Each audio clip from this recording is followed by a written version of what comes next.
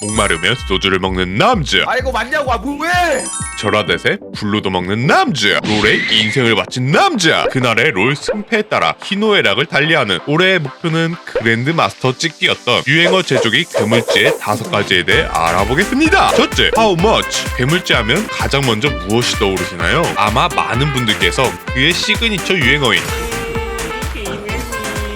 그의 멋이 폭발해버린 G코드 제노사이드를 떠올리시곤 합니다. 트위치 방송 중 10만원의 도네이션이 터지자 던전앤파이터의 레인저의 각성기 스쿼드 제노사이드를 따라한 G코드 제노사이드 리액션을 선보였습니다. 괴물쥐의 터질 듯한 코와 마치 이 순간만을 기다려왔다는 듯 즐기는 그의 찐 표정과 액션에서 많은 쥐돌이 쥐순이들은 열광을 하였습니다. 엄청난 반응이었지만 괴물쥐는 G코드를 봉인하였습니다. 이유가 뭘까요? G코드의 영상이 급속도로 인기를 얻고 퍼지게 되자 그의 친구들은 물론 부모님께까지 알려지며 얼굴을 붉혔다고 합니다. 하지만 봉인된 G코드 제노사이드를 부활시킨 이가 있었으니 운동 쉽게 하고 재밌게 하자. 하이바 운동 유튜버 마랑입니다. 마랑은 자신의 유튜브에서 G조크임을 밝혔고 괴물쥐의 방송에서 거액을 후원하며 봉인돼 있던 G코드를 업그레이드된 G코드 리마스터 버전으로 꺼내는데 성공했습니다. 이날 마랑이 G코드를 보기 위해 괴물쥐에게 후원한 금액은 무려 275만원. 275만원?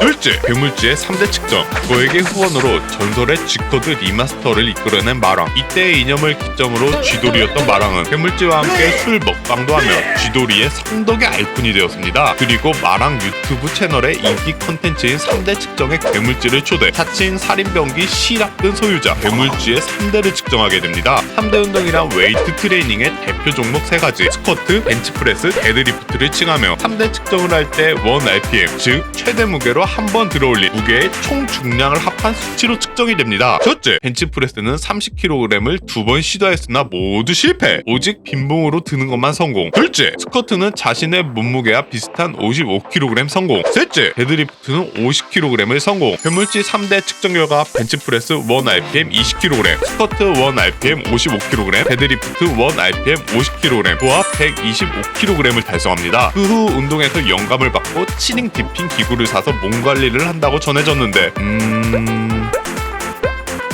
짧고 자주 한다고 합니다. 셋째, 도구. 롤을 할 때 각자의 포지션이 있습니다. 그중 서포터는 팀을 보조하며 특히 바텀 라인에서 원거리 딜러를 주로 보조합니다. 희생해가며 아군들을 키워 승리를 쟁취하도록 이끌어주는 역할로 뒤에서 묵묵히 조연 역할을 하며 주연이 화려하게 빛날 수 있게 해줍니다. 그런데 말입니다. 롤에선 희생하며 주연 역할을 하는 서포터를 비하하며 부르는 표현이 있습니다. 도구.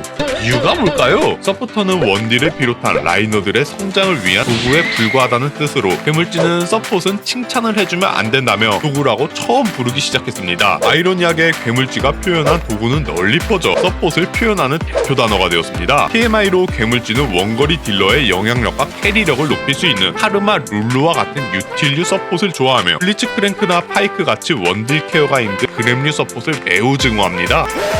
넷째, 원조. 2020년은 괴물쥐의 한 해라고 불러도 무방할 정도로 스트리밍뿐 아니라 유튜브에서도 엄청난 성장을 이루고 이슈가 되었습니다. 롤 티어는 다이아에서 마스터 티어로 그보다 잘하는 유튜버들도 엄청나게 많지만 유튜버들 중 조회수는 당연 최상위권. 이유가 뭘까요? 조울증이 의심될 정도의 격한 리액션과 다양한 유행어로 롤계의 광대로 불리며 롤뿐만 아니라 인간 장지하는 많은 웃음을 줍니다. 그의 유행어는 유명 개그맨도 부럽지 않을 만큼 수십 가지에 달하며 시청자뿐만 아니라 다른 방송인들까지도 따라하며 또 한 번 이슈가 되었습니다. 때문에 유행어를 가끔은 뺏기기도 하는데요. 평소에 쥐돌이로 방송도 자주 보며 만남도 가지며 쥐돌이와 친분이 있는 도파. 그는 방송 중에도 간혹 괴물쥐의 유행어를 따라하는데 특히 괴물쥐의 네이스를 자주 사용하곤 합니다. 도파의 인기와 팬층이 워낙 넓기 때문에 유행어 네이스가 도파가 시초라고 생각하는 사람들도 많습니다. 다들 한 번씩 들어보셨죠? 개성 있는 외모와 재치 있는 입담을 가진 과로사의 시그니처 유행어입니다. 그런데 이 또한 괴물쥐의 에서 따왔습니다. 과로사는 악의적인 건 없고 재미있는 서로의 리액션을 공유하는 카카오팟의 특성상 별 생각 없이 따라했다가 엄청나게 떠버렸습니다. 또한 과로사는 괴물쥐의 유행어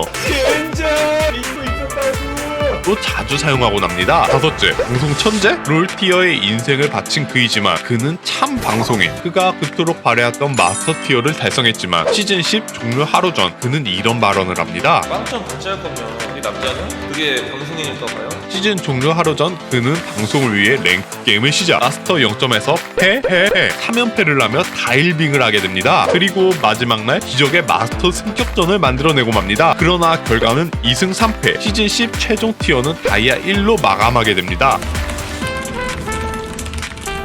정지는 덤, 욕을 거침없고 찰지게 하지만 중저음톤과 특유의 억양으로 여심을 녹여버리는 고맙다 씨발년아. 잘 쓸게. 실업된 소유자, 나쁜 남자, 괴물죄 5가지에 대해 알아보았습니다. 5가지의 5가지는 더 유익하고 재밌는 영상으로 찾아뵙겠습니다. 좋아요와 구독 잊지 말고 눌러주시면 감사하겠습니다. 안녕!